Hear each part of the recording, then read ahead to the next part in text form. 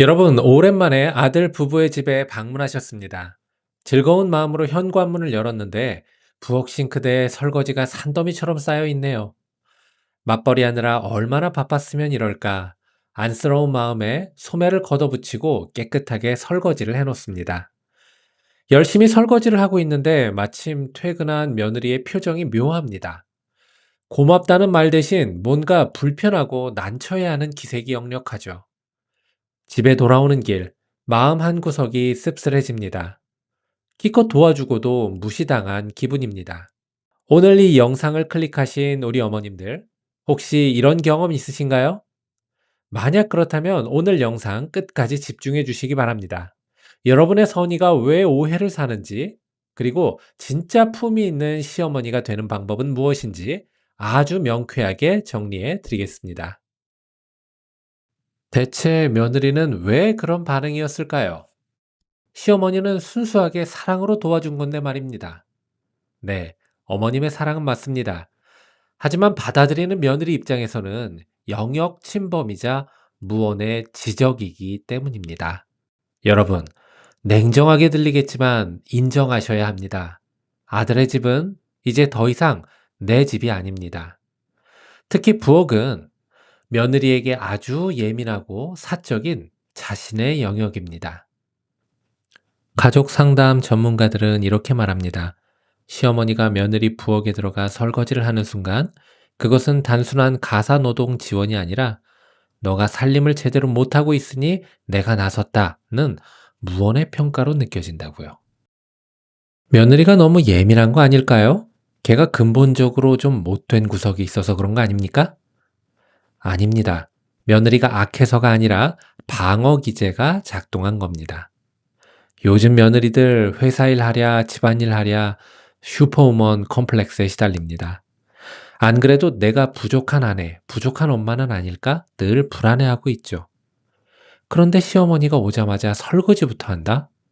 며느리 입장에서는 자신의 치부를 들킨 것 같고 시어머니가 나를 판단하고 있다는 생각에 본능적으로 마음의 문을 닫아버리는 겁니다.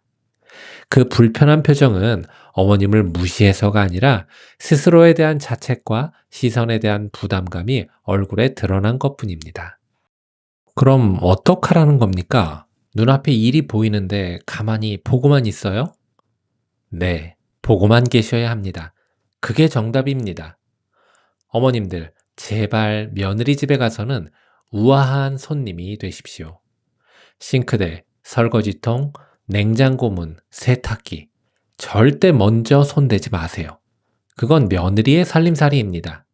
아니, 가만히 앉아 있으려니 가시방석 같고 며느리 눈치 보여서 못 견디겠다고요. 그 불편함을 견디는 것이 바로 어른의 태도입니다. 내가 몸을 움직여서 당장의 불편함을 해소하려 하지 마세요. 그 대신 에너지를 정서적 지지에 쓰셔야 합니다. 설거지 대신 차라리 식탁에 앉아 며느리에게 이렇게 말해보세요. 요즘 회사 일 많이 바쁘지? 얼굴이 반쪽이 됐네. 늘 애쓰는 것 안다. 이 따뜻한 말 한마디가 설거지 100번 해주는 것보다 훨씬 낫습니다. 며느리가 원하는 건 노동력 제공이 아니라 나의 힘듦을 알아주는 공감이니까요. 그런데 내가 안 도와주면 결국 내 아들이 그 설거지 다 해야 되잖아요. 내 자식 힘든 꼴을 어떻게 봅니까? 어머님, 그건 아들이 알아서 해결해야 할 아들의 몫입니다. 언제까지 다 큰 아들을 돌봐야 할 아이로 여기실 겁니까?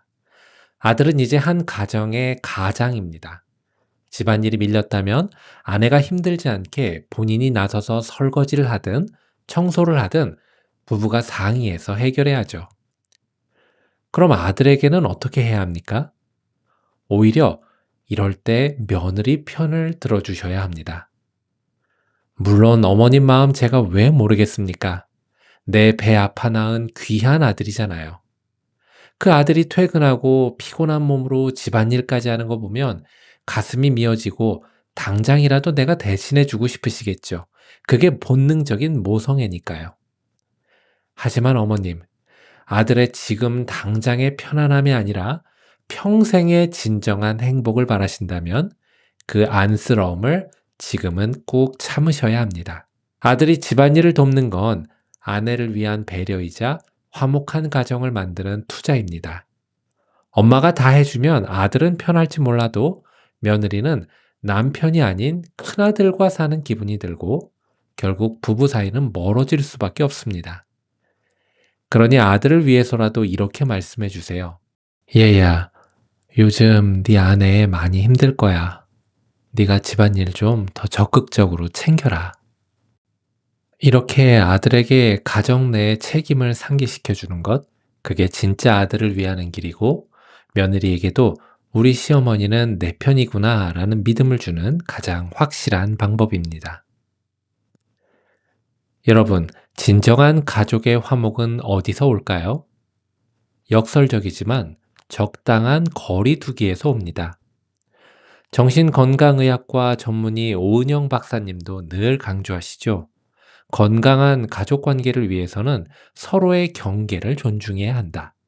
자녀가 독립된 가정을 꾸렸음을 인정하고 물리적, 심리적으로 건강한 거리를 유지하는 것이 중요하다라고요.